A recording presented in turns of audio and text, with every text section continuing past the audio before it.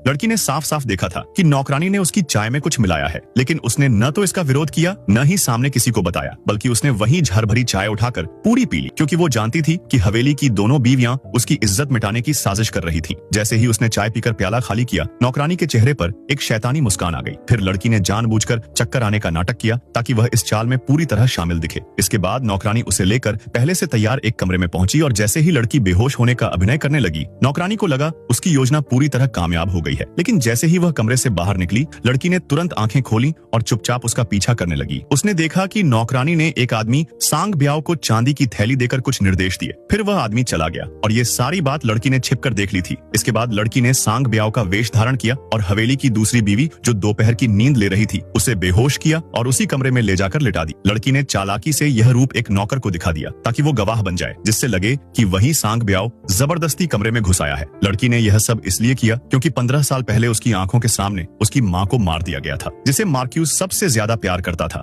मगर इसी प्यार से जलकर दोनों बीवियों ने एक साजिश रची और अपने नौकरों से उसकी मां को गला दबाकर मार डाला। फिर उस हत्या को ऐसा रूप दिया जिससे लगे जैसे कोई हादसा हुआ हो। लेकिन तब छोटी सी लड़की अलमारी में छिपी सब कुछ देख रही थी। उसके बाद वह लड़की गांव में अपनी मां के पुराने घर में 15 साल तक अकेले रही और हर दिन बदले की आग में जलती रही। आखिरकार वो दिन आ ही गया जब बड़ी बीवी ने अपनी बेटी की जगह उसे जनरल हाउस में भेजने का निर्णय लिया और उसे लिवाने के लिए उन्हीं 2 नौकरानियों को भेजा जिन्होंने उसकी मां की जान ली थी। लड़की ने चेहरे पर कोई भाव नहीं आने दिया और बोली, जब तक आप दोनों साथ हैं मुझे रास्ते की कोई चिंता नहीं। वे दोनों आश्वस्त थीं कि लड़की को कुछ नहीं पता, लेकिन लड़की ने अपनी मां की दी हुई हेयर पिन पहनकर संकेत दिया कि उसका बदला अब शुरू हो चुका है। जैसे ही वह हवेली पहुंची, दोनों बीवियों ने स्वागत किया, मगर लड़की ने शालीनता से झुककर नम्रता दिखाई। एक बीवी बोली, इतने सालों बाद तुम्हें देखकर पहचानना मुश्किल हो रहा है। लड़की ने जवाब दिया, आप दोनों तो बिल्कुल नहीं बदली। फिर उसे उसी कमरे में रखा गया जहां कभी उसकी मां रहा करती थी। कमरे की हालत देखकर वह समझ गई कि उसे कभी अपनाया नहीं जाएगा और उसके लिए जो नौकरानी रखी गई है